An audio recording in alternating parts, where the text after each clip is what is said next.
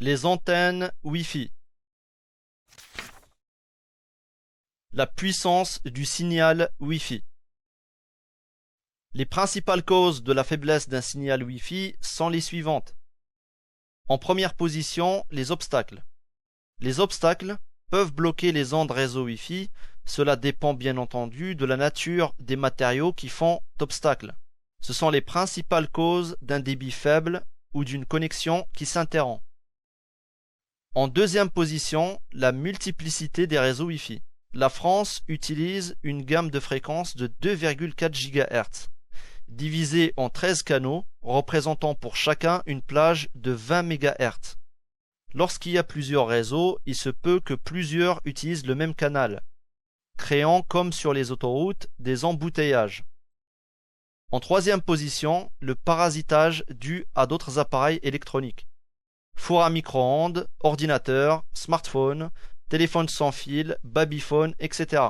sont autant d'appareils qui peuvent causer des interférences et donc brouiller le signal Wi-Fi et donc réduire son débit. En quatrième position, le Bluetooth. Comme pour le Wi-Fi, utilise également la fréquence 2,4 GHz. Du coup, ce dernier parasitera votre réseau Wi-Fi, que cela soit fait avec une oreillette, une souris sans fil, un téléphone ou une imprimante, etc. Cinquième position, les murs. Ici, c'est la nature des matériaux qui va plus ou moins perturber les ondes Wi-Fi. Autant une fenêtre, une cloison en plâtre, du bois ne pose pas de véritable problème. A contrario, la brique, le marbre, le béton, le verre blindé ou pire encore, le métal, sont des obstacles quasi infranchissables pour un réseau sans fil Wi-Fi. Le rôle de l'antenne Wi-Fi. Pouvoir profiter d'Internet et du partage réseau à bonne distance est ce qui rend attrayant le Wi-Fi. En effet, la mobilité est devenue un usage courant. L'intérêt étant de pouvoir être à bonne distance, une antenne Wi-Fi est un accessoire informatique qui fait partie d'un ensemble d'émetteurs Wi-Fi ou d'une installation de réception Wi-Fi radioélectrique conçue en vue de rayonner ou de capter les ondes Wi-Fi radioélectriques, ou encore de capter à distance les ondes Wi-Fi électromagnétiques dans un appareil ou une station d'émission ou de réception Wi-Fi. Exemple, un point d'accès Wi-Fi. Une antenne Wi-Fi est un conducteur électrique plus ou moins complexe, généralement placé dans un endroit dégagé afin que les ondes Wi-Fi puissent l'atteindre sans obstacle. L'antenne Wi-Fi se définit principalement par les caractéristiques suivantes. Bande de fréquence d'utilisation de l'antenne Wi-Fi. En France, c'est 2,4 GHz. Type d'antenne Wi-Fi. Puissance admissible en émission de l'antenne Wi-Fi. La directivité, le gain et le diagramme de rayonnement de l'antenne Wi-Fi. Les dimensions et formes de l'antenne Wi-Fi. Mode d'alimentation et impédance au point d'alimentation de l'antenne Wi-Fi. La forme et les dimensions d'une antenne Wi-Fi en général sont extrêmement variables. Celle d'un téléphone portable se limite à une petite excroissance sur le boîtier de l'appareil tandis que la parabole du radiotélescope dépasse 100 mètres de diamètre. Très grossièrement, on peut dire que pour la même fréquence d'utilisation, les dimensions d'une antenne Wi-Fi sera d'autant plus grande que son gain sera élevé. À cause de l'utilisation d'éléments réflecteurs, comme pour l'antenne parabolique, celle des antennes Wi-Fi n'échappe pas à la règle. L'antenne demi-onde, comme son nom l'indique, a une longueur presque égale à la moitié de la longueur d'onde pour laquelle elle a été fabriquée. Les différentes catégories d'antennes Wi-Fi. Il existe des dizaines de types d'antennes différentes qui se distinguent par leur fonctionnement, leur géométrie, leur technologie. Voici les principales catégories d'antennes Wi-Fi. On va commencer par les antennes Wi-Fi omnidirectionnelles. Ce sont les antennes en forme de tige. Ce sont également les plus connues, mais pas forcément les plus adaptées en extérieur. Elles permettent de couvrir un rayon horizontal de 360 degrés pour un budget limité. En revanche, le rayon d'action verticale est faible, inversement proportionnel à leur puissance. En intérieur, les antennes omnidirectionnelles sont souvent le meilleur choix, sauf dans des cas particuliers. En deuxième position, la catégorie des antennes Wi-Fi directionnelles. Leur vocation est de créer des liaisons entre des points précis, entre deux maisons par exemple. On en trouve de plusieurs types, des antennes Wi-Fi paraboliques ou encore des antennes Wi-Fi Yagi. Leur angle de diffusion est faible, 15 à 60 degrés, inversement proportionnel à leur puissance, et généralement identique en verticale et en horizontale. Certains équipements actifs, routeurs, points d'accès, possèdent plusieurs connecteurs d'antennes et permettent donc d'y raccorder directement autant d'antennes. Lorsque le nombre d'antennes à raccorder est supérieur au nombre de connecteurs, la solution consiste à intercaler un splitter, l'équivalent d'une multiprise. L'antenne Yagi est une antenne à éléments parasites, mécaniquement simple à réaliser. Elle est très utilisée en télévision terrestre, en liaison point à point et par les radios amateurs.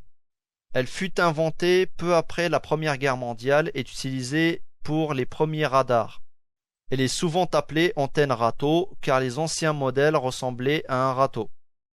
L'antenne de type parabole, pleine ou ajourée, c'est-à-dire en gris, son intérêt d'emploi se situe dans la recherche du gain obtenu à partir du diamètre théorique suivant. C'est-à-dire qu'avec 46 cm de diamètre, on va avoir un gain de 18 dBi. Et proportionnellement, avec un diamètre de 183 cm, on va avoir un gain de 30 dBi. Le rendement de la parabole est moyen, 45-55%. Le volume de l'antenne qui tient compte de la longueur du bracon, donc de la focale, est significatif. Les antennes à gain directionnel ou omnidirectionnel sont destinées à la plus longue portée. Les antennes panneaux et paraboliques sont uniquement directionnelles, c'est-à-dire qu'elles favorisent une direction privilégiée, plus ou moins ouverte, au détriment d'autres non souhaitées. On passe maintenant aux antennes Wi-Fi panneaux. On retient que les antennes panneaux sont souvent préférées, voire préférables, lorsque le bilan de la liaison est favorable. Mais dès que le système doit être plus performant, les paraboles deviennent nécessaires. Le point d'équilibre à 21 dBi se fait avec d'un côté un panneau carré de 45 cm et de l'autre une parabole à 65 cm de diamètre.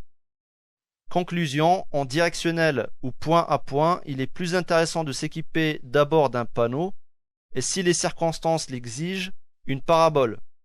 Les antennes Wi-Fi sont généralement dotées de connecteurs SMA, RPSMA ou encore des connecteurs N, selon le constructeur.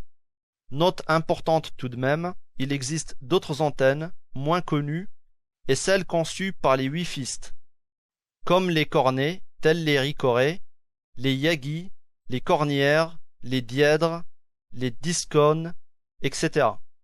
Mais seules les 4 premières citées sont significativement utilisées. Les antennes Wi-Fi sectorielles. Les antennes Wi-Fi sectorielles permettent de couvrir un angle de 60 à 120 degrés. Toute la puissance de l'antenne est concentrée sur cette zone à couvrir. De plus, l'angle vertical est relativement important. Cette caractéristique les rend quasiment incontournables sur les terrains accidentés. Les antennes sectorielles sont souvent associées par 3 fois 120 degrés ou 4 fois 90 degrés, pour couvrir 360 degrés. Comme leur axe vertical est orientable, on peut ainsi s'adapter à la topologie du terrain. Vous avez certainement déjà observé ce type d'installation avec les antennes de téléphone mobile sur des châteaux d'eau par exemple. Bien sûr, les antennes Wi-Fi sont bien moins puissantes et plus petites. L'antenne joue alors un rôle important. Une antenne peut être sous différents types et différents gains, puissance exprimée en dBi. Comme pour tout, le mieux est de réduire au maximum la longueur des câbles utilisés. En effet, en sous-estimant la perte de signal engendrée par la longueur, on en finit par perdre le gain offert par notre antenne. Le simple fait de connecter un câble pour relier l'antenne à votre clé cause des pertes, qualité des connecteurs, etc. Plus le câble a une section importante et plus les pertes seront limitées. Le câble à faible perte, c'est-à-dire diamètre 5,4 mm, conviendra généralement pour une longueur jusqu'à 4 mètres, d'autant qu'il est bien plus souple que le câble très faible perte. Au-delà, le câble à très faible perte, diamètre 10,3, est fortement conseillé. Attention aussi à certains fournisseurs qui n'hésiteront pas à vous vendre du câble faible perte avec la mention très faible perte. En gros, plus le diamètre de votre câble sera important, plus les pertes de signal seront faibles. Note importante, attention également à bien vérifier les connecteurs de votre carte Wi-Fi ou antenne Wi-Fi avant d'acheter.